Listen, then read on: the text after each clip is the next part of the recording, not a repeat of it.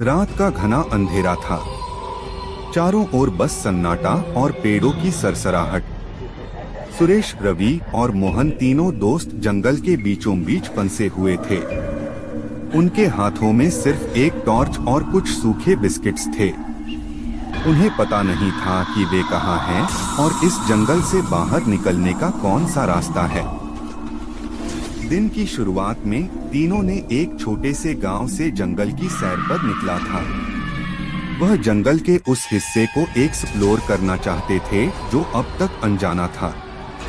लेकिन जैसे जैसे वे गहरे जंगल में जाते गए, दिन ढलता गया और वे रास्ता भटक गए।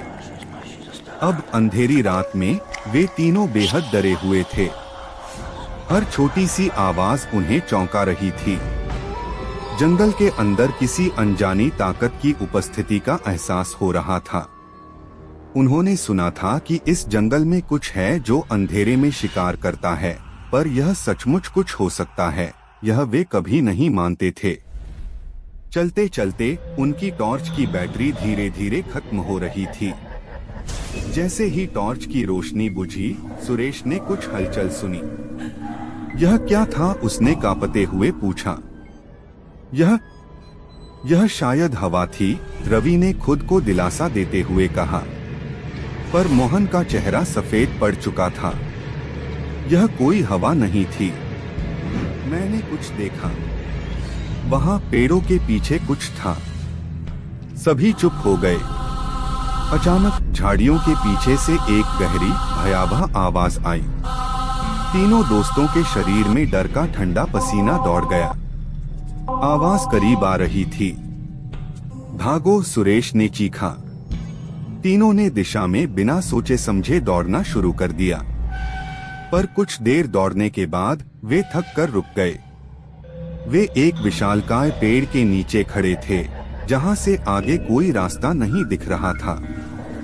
सुरेश ने डरते हुए पेड़ के चारों ओर देखा और तब उसने देखा।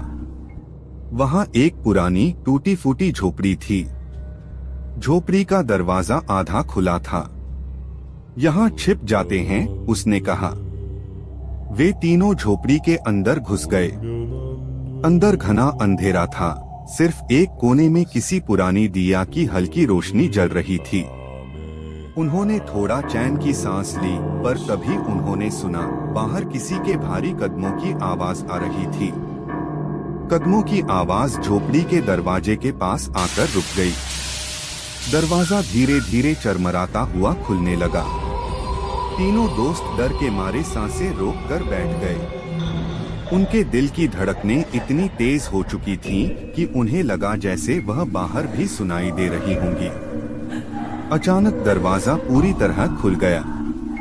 बाहर की रोशनी में उन्होंने देखा एक लंबा, काले कपड़े में लिपटा हुआ विकृत चेहरा। उसके हाथ में एक पुरानी मशाल थी जो डरावनी लाल रोशनी से जल रही थी। उसकी आंखें सीधी उन पर गड़ी हुई थीं। बिना एक शब्द कहे उसने झपकते ही तीनों की तरफ बढ़ना शुरू कर दिया। रवि ने सबसे पहले भागने की कोशिश की, लेकिन उसने एक कदम भी नहीं बढ़ाया था कि वह अजीब सी ठंडक में घिर गया और जमीन पर गिर पड़ा। मोहन और सुरेश के चेहरों पर खून जम गया था। वे हिलने डुलने में असमर्थ थे।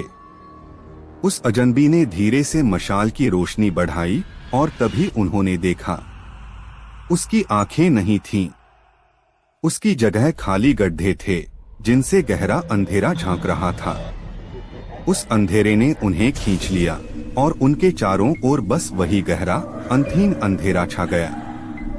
सुबह गांव के कुछ लोग उस जंगल के किनारे पहुंचे, जहां उन्होंने उन तीनों का सामान और फटे हुए कपड़े पाए, लेकिन वे कभी नहीं मिले। गांव में आज भी ये कहानी सुनाई जाती है कि जो उस जंगल के अंदर गहराई में जाता है, वह कभी वापस नहीं आता।